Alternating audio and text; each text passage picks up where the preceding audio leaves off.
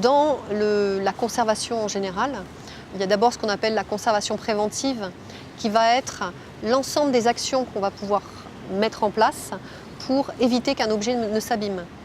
en agissant soit sur l'objet lui-même, soit sur son environnement, mais plutôt sur l'environnement. Par exemple, on va faire attention à la lumière, on va faire attention aux variations de température et d'humidité, on va faire attention aux insectes, à la manipulation, à la façon dont on va le transporter, etc., etc. Donc tout ça, c'est la conservation préventive. Ensuite, la restauration va consister à vraiment intervenir sur l'objet dans un but en général de consolidation, d'amélioration de son aspect physique, pas une amélioration au sens esthétique, mais en tout cas pour que l'objet soit plus compréhensible. Parce que si on a une dizaine de tessons, eh bien, pour un individu, pour n'importe qui, c'est quand même moins parlant que si les tessons sont remontés sous forme de poterie et qu'à ce moment-là, on comprend la forme, on comprend plus facilement l'utilisation et l'usage et tout ça. Mais que ce soit pour la conservation préventive ou pour la restauration d'art, il y a des règles déontologiques qui sont très strictes et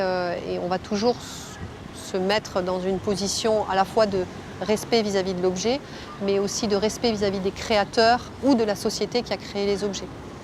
On fait attention. Alors, les principes de la restauration sont hérités en fait de la restauration des tableaux et des sculptures, qui sont de la restauration, je dirais,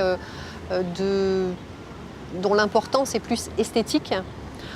et qu'on ne peut pas vraiment adapter, en tout cas transposer très facilement lorsqu'on restaure des objets du quotidien qui proviennent de sociétés traditionnelles.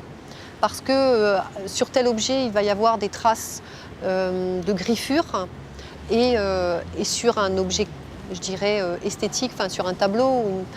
on va essayer d'éviter et de masquer ce genre de marque, alors que là, les griffures seront la preuve en fait d'une certaine cérémonie ou illustreront l'utilisation de cet objet dans sa culture. Donc c'est le genre de choses auxquelles il faut faire évidemment très attention. On ne peut pas tout restaurer n'importe comment.